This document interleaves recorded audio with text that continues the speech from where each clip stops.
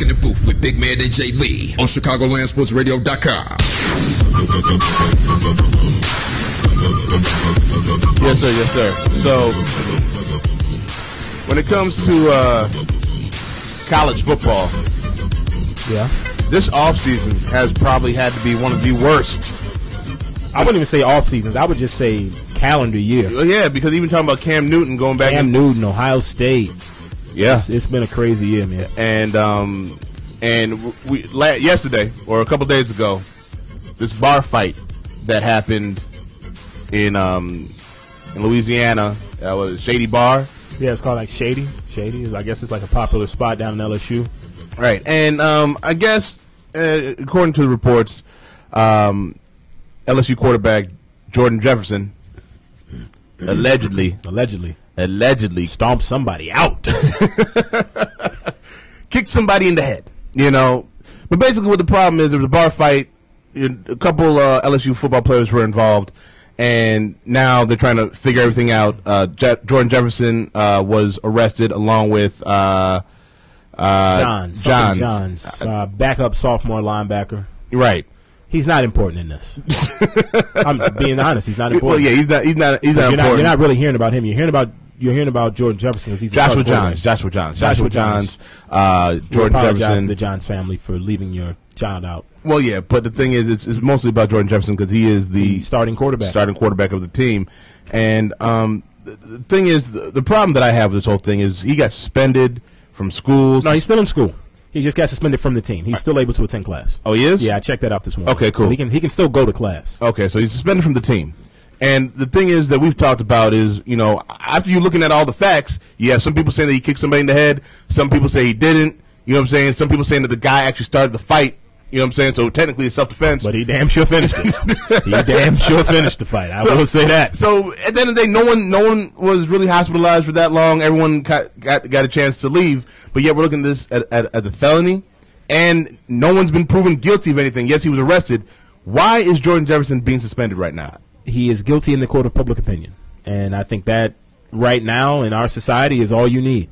And LSU is making a knee-jerk reaction, and they have to suspend somebody because somebody has to pay. ESPN is really taking this story and ran with it. I mean, like you said, he hasn't been convicted of anything. Hasn't been convicted of anything. How many times have you gone out? And I mean, think back when you were in college. You go out. Hell, even now when you go out, and people have fights. When I was in college, it was every all night. the time. It was every night, maybe twice a night. It was always a fight. There was always a fight at the club. And the thing is, sometimes it'd be bad. Sometimes it'd be like pretty serious. No one would be going to the hospital, but you be seeing guys messed up, getting jacked. I went to a fight when I was a senior in high school, and this kid got ran over by a car. like that's how serious it got. Like this kid got ran over by a car. So, but that's my point. I don't laugh. No, but got being ran over by a car. Is he dead? No, he was cool. He was at class. Like, he was in school that following Monday, but he got ran over by a car. But see, that's my point, though. And nobody got arrested. No one got arrested, but here's my point. The thing about it is, I think Les Miles should have not suspended him. He had to. Why did he have to? Because he's getting killed by ESPN, all this stuff going on with Miami, college athletes running wild. He's got to do something to save face to show that he's got control of his program. It makes no sense. Because I don't trust me. I don't agree with it. I feel like in the court of law, you're innocent until proven guilty, which is the opposite nowadays. But what happens if it comes to find out that he was acting in self-defense? I mean, I know he kicked the guy in the face while he was down. Or it wasn't even a kick. When you're watching a fight and there's so many things happening, unless I see my man rear his leg back and punt my man's face, I mean, you have to also think it was a fight, it happened, and let it go. Like, guys fight. Right. College athletes are all excited. You go out. Apparently there was a girl involved, and you have two different accounts of what happened. You have some people that are strictly for the football players. You have some people that are strictly for the guy that got tapped up. So you have to just kind of go through it all, and I mean, you have to find out who's really going to tell you the truth, and are you going to have that truth soon or later? And what if the truth comes out that it was just a regular fight? Now you've cost this kid games in his senior year. You've cost him his reputation, his image. Well, his reputation is already done. Yeah, exactly. He's already thought of as a thug. Right. So here's the thing. There's nothing that's part of this whole situation.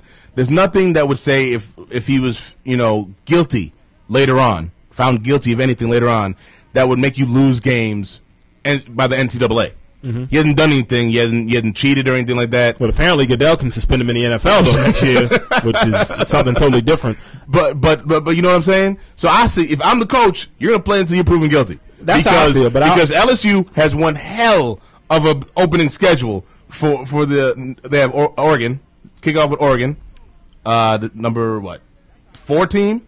Then they got Mississippi State, which is number 24, and then they have Virginia Tech. I mean, which is 25. Just to sort of throw out the double standard. You have somebody like Michael Floyd, who plays for Notre Dame, and he got arrested for a DUI, which was his, second or third alcohol-related arrest. Right. And he's playing on time. He got suspended for, some off-season crap. Right. But he's playing on time. But a fight gets you more.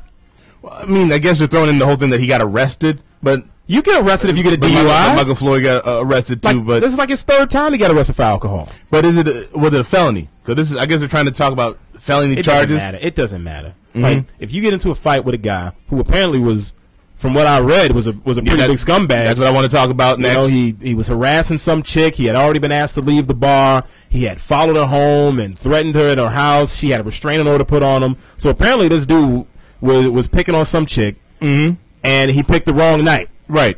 And he picked the wrong night. That's all it was. Because I got a picture of him up right now. Andrew Lowry. And when you look at the picture, he looked like he lost the fight. Yeah, you can tell that he lost. I don't know if you can see a boot imprint on his face. But you see enough to know. But someone tapped him in the face a few times. He definitely lost the fight. He definitely lost the fight. Now, is this worthy of Jordan Jefferson being suspended or missing games? No, I tell you what. I mean, if he was picking on some chick, then he deserved that. Well, now, see, if Jordan Jefferson was coming to this girl's defense, then we're completely taking this out.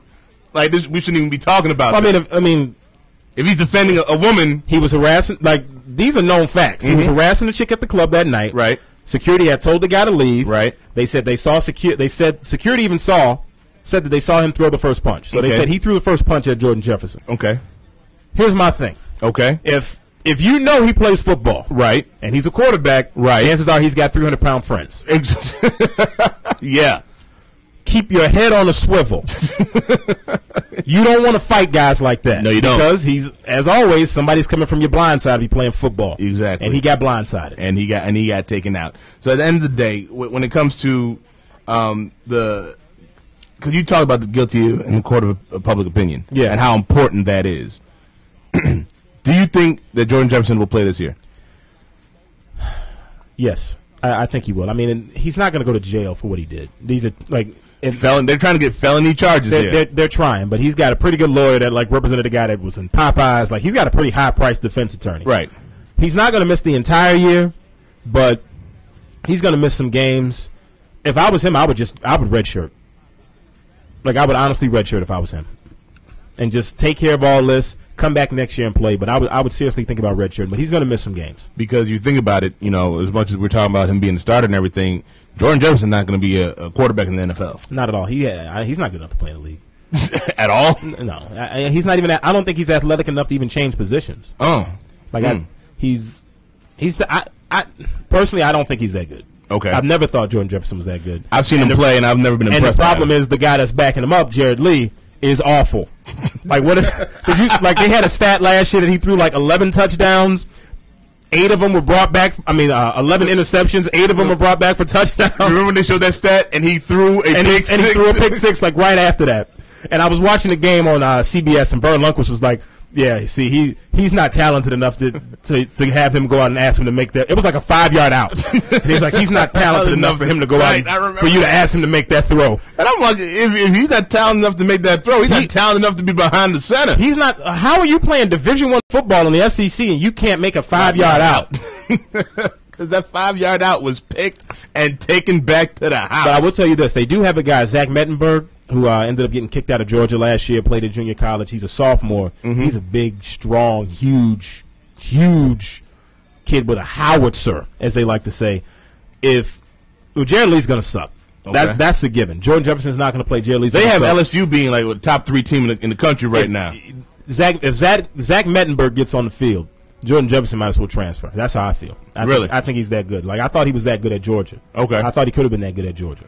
Man, when we come back, Torre, writer that was asked by ESPN to write a piece about Michael Vick, had the internet abuzz about his article he wrote about, but he had an issue because he didn't pick the title or the picture that went along with it. And that, by itself, a picture of Mike Vick, basically in whiteface, and I know you have an ESPN should be ashamed of themselves. And you have an issue with that, too. We're going to hear from Torre, and we're going to hear from the senior editor, Raina Kelly. Coming up next is the booth with Big Man and Jay Lee. ChicagolandSportsRadio.com. Hi, I'm Dean Castronovo. Hi, I'm Steve